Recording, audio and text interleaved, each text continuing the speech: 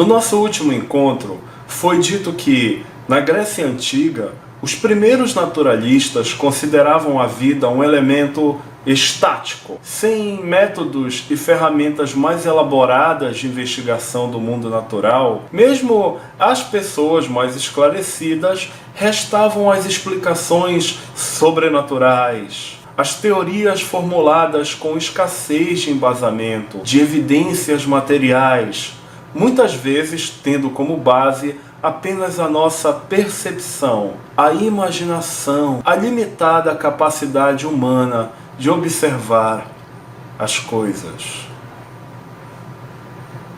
A expectativa de vida na Grécia Antiga era algo em torno de apenas 50 anos de idade. Hoje, graças ao desenvolvimento da medicina, de leis de segurança de trabalho e de várias outras coisas, a maior parte das pessoas vive algumas décadas a mais do que isso, dependendo da sua genética e condições sociológicas. Mas imagine estes homens e mulheres que viviam apenas meio século, sem pesquisa na internet, sem grandes livrarias, com milhares de materiais sobre um determinado assunto.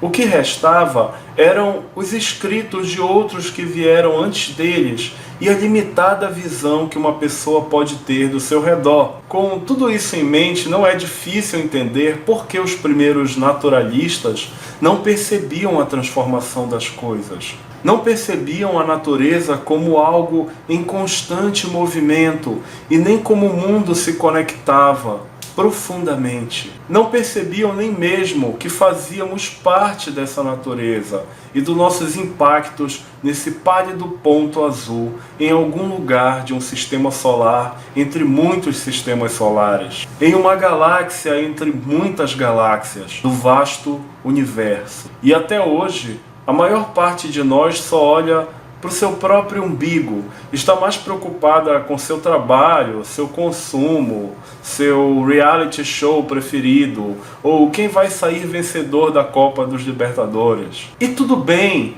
nada de mal nisso, mas é interessante pensar quantas vezes nesse turbilhão de informações e distrações nos damos conta que vivemos aqui e agora, e somos consequência de uma infinidade de eventos que acontecem há bilhões de anos. O mundo não para de girar, e aqui estamos nós, nascendo, vivendo nossas vidas, nos apaixonando e morrendo. Nossa matéria vindo a partir de outros seres que caminharam sobre a Terra. E um dia nossos átomos farão parte de outros seres. Esse ciclo material, esta linha do tempo de energia, nós chamamos de cadeia alimentar.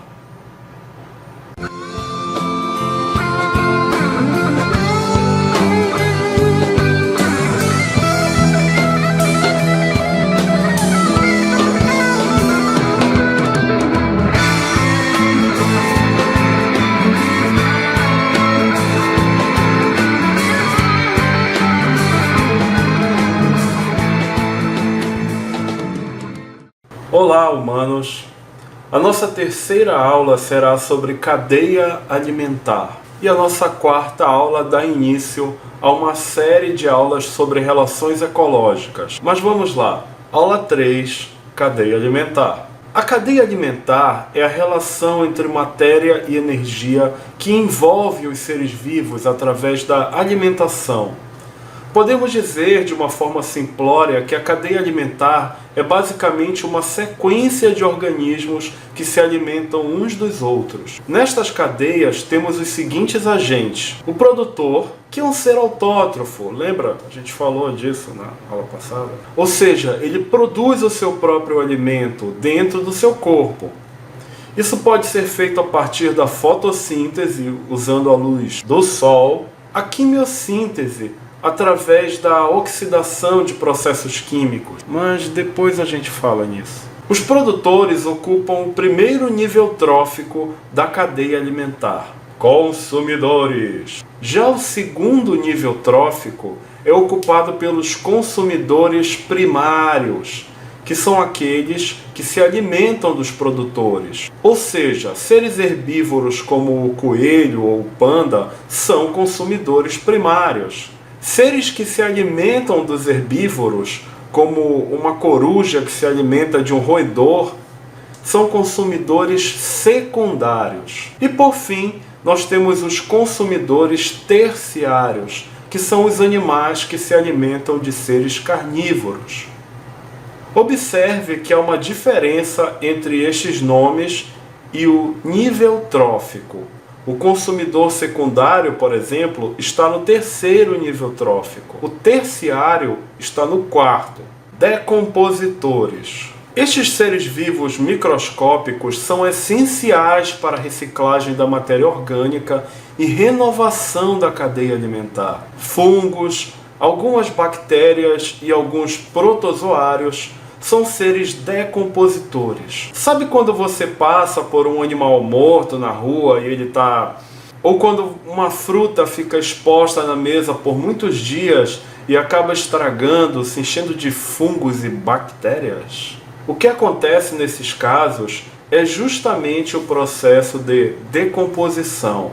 Ou seja, micro-organismos simplificam a matéria orgânica de seres mortos e devolvem os minerais ao solo. Uma verdadeira reciclagem natural. Eles atuam em todos os níveis tróficos, não importando se é uma grande árvore, um jabuti ou um macaco-prego. Todo ser vivo que morre tem sua matéria reciclada por esses seres e será importante para a continuidade da vida. Entendendo isso, podemos compreender toda a plenitude de uma das mais belas frases da ciência, dita há mais de 2 séculos pelo químico francês Antoine Lavoisier: na natureza, nada se cria, nada se perde. Tudo se transforma.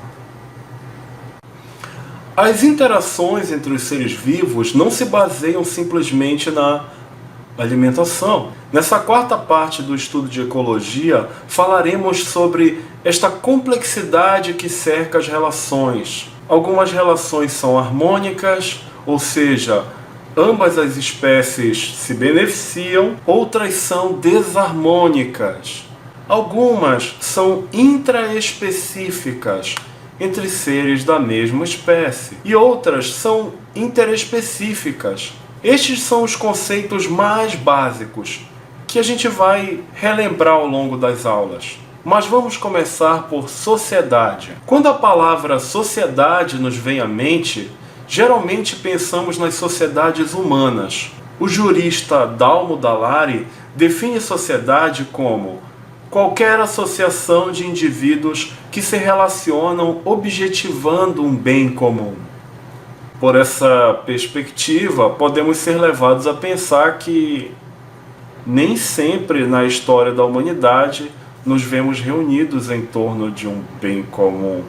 Mas nós podemos pegar alguns outros exemplos na natureza. Para a biologia, a sociedade é um grupo de organismos da mesma espécie e que vivem em conjunto, tendo algum tipo de organização e divisão de tarefas. Existe até um ramo focado nesse estudo, a sociobiologia. Particularmente eu gosto muito. Por essas definições, você já deve ter percebido 2 coisas. A sociedade é uma relação harmônica, já que visa o bem comum, e é uma relação interespecífica.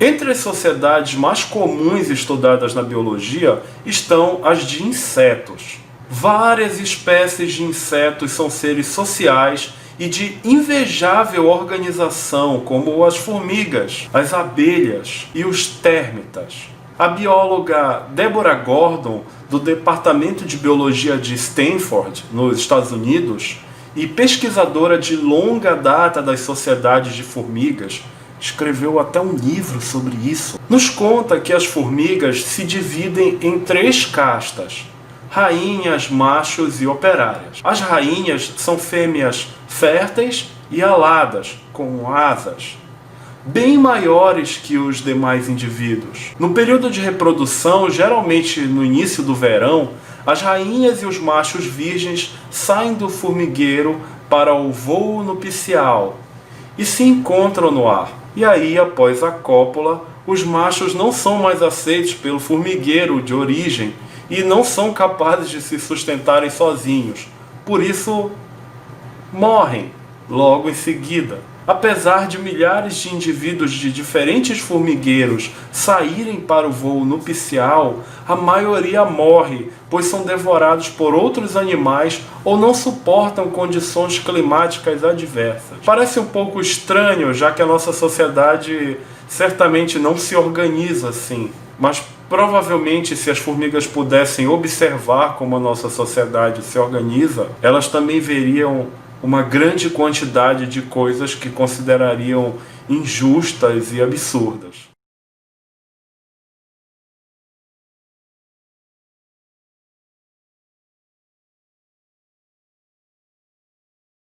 Junto com essa aula vai uma apostila e um exercício com algumas questões e uma indicação de filme que é Formiguinhas, é um filme bem legal. Eu espero que vocês curtam. A gente se vê na próxima. Valeu?